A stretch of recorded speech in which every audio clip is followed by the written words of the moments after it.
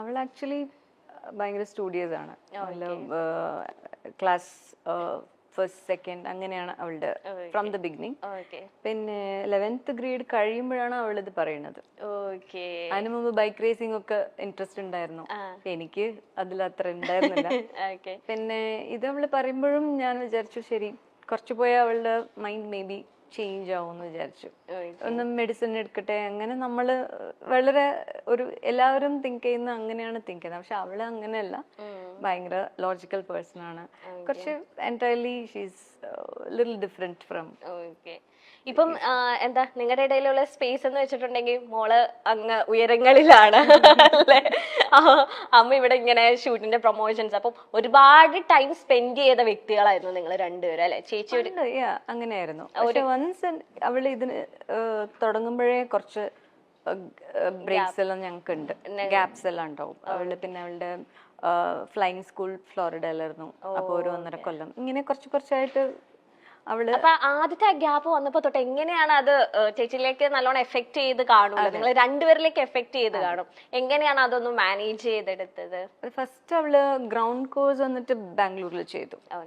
അപ്പം ഞാൻ എല്ലാം പാക്ക് ചെയ്ത് ഞാൻ അവിടെ പോയിട്ട് സെറ്റിൽ ആവാൻ വേണ്ടി പ്ലാൻ ചെയ്തതാണ്. Just 3 months course. ഞാൻ പറഞ്ഞു 3 months അവള് ഇല്ലാതെ എനിക്ക് ഇരിക്കാൻ പറ്റില്ല, അവൾ എവിടെ പോയാലും ഞാൻ പോവും, അവിടെ ഒരു കിച്ചൺ സെറ്റ് ചെയ്തിട്ട് ഞാൻ എവിടെയെങ്കിലും സ്റ്റേ ചെയ്യുമെന്ന് പറഞ്ഞിട്ടാണ് പോയത്. പക്ഷെ അവള് ഭയങ്കര കോൺഫിഡന്റ് ആയിരുന്നു. പിന്നെ അവൾക്ക് സമയമില്ല നമ്മളുടെ കൂടെ സ്പെൻഡ് ചെയ്യാൻ, ഫുൾ ഇരുന്ന് എപ്പോഴും പ്രിപ്പയർ ചെയ്യണം. അപ്പൊ അങ്ങനെ ആകുമ്പോൾ ഒരു 1 month ഞാൻ അവിടെ ഉണ്ടായിരുന്നു. അത് കഴിഞ്ഞിട്ട് എൻ്റെ ഒരു ഫാമിലി ഫ്രണ്ടിനും പിന്നെ എൻ്റെ കസിനും ഉണ്ടായിരുന്നു, അവരുടെ വീട്ടിലായിരുന്നു അവള്. So she manage those 2 months. അപ്പോഴാണ് എന്താ പറയാ, കുട്ടികൾ നമ്മളെ പാരന്റ് ആയിട്ട് വളർക്കുകയാണ്. I raised her as a child and she raised me as a mom. അപ്പൊ ആ 2 months അവൾ ഇല്ലാതെ ഞാൻ ചെന്നൈയിൽ ഉണ്ടായിരുന്നപ്പോ എന്നെ അവള് പ്രിപ്പയർ ചെയ്തു. അപ്പൊ എനിക്ക് ഒരു കോൺഫിഡൻസ് വന്നു, ശരി അവള് ഫ്ലൈയിങ് സ്കൂളിൽ എവിടെ പോയാലും she can manage on on. അങ്ങനെയാണ് അവളെ വിട്ടത്. ഇപ്പൊ ചേച്ചിയുടെ ഒരു ആക്ടിംഗ് ഹിസ്റ്ററി എടുത്ത് നോക്കുവാണെങ്കിൽ എല്ലാ മിക്ക സൂപ്പർ സ്റ്റാർസിന്റെ ഒപ്പം ചേച്ചി ആക്ട് ചെയ്യും. സംഗീത മാഡം, ഈ ചിന്താവിഷ്ടയ ശ്യാമള എന്ന സിനിമയിലേക്ക് സാക്ഷാൽ മോഹൻലാലാണ് മാഡത്തിനെ സജസ്റ്റ് ചെയ്തത് എന്ന് കേട്ടിട്ടുണ്ടല്ലോ, അത് സത്യമാണോ? ഞാൻ ശ്രീനി സാറുടെ ഒരു ഇന്റർവ്യൂ കണ്ടു ലേറ്റസ്റ്റ് ആയിട്ട്. അപ്പൊ അതിലാണ് ഞാൻ അറിഞ്ഞത്. ആണോ? ചേച്ചിക്ക് അറിയില്ലായിരുന്നു. ഓക്കെ. അല്ല, ഫസ്റ്റ് മലയാളത്തിലേക്കുള്ള എൻട്രി ലാലേട്ടന്റെ സിസ്റ്റർ ആയിട്ടായിരുന്നു അല്ലെ? നാടോടി എന്ന മൂവിയിലായിരുന്നു എൻട്രി. ആ സമയത്ത് ലാലേട്ടൻ ഒരുപാട് പിക്ചേഴ്സ് ഒക്കെ ചേച്ചിയുടെ അടുത്ത് തന്നിട്ടുണ്ടായിരുന്നു.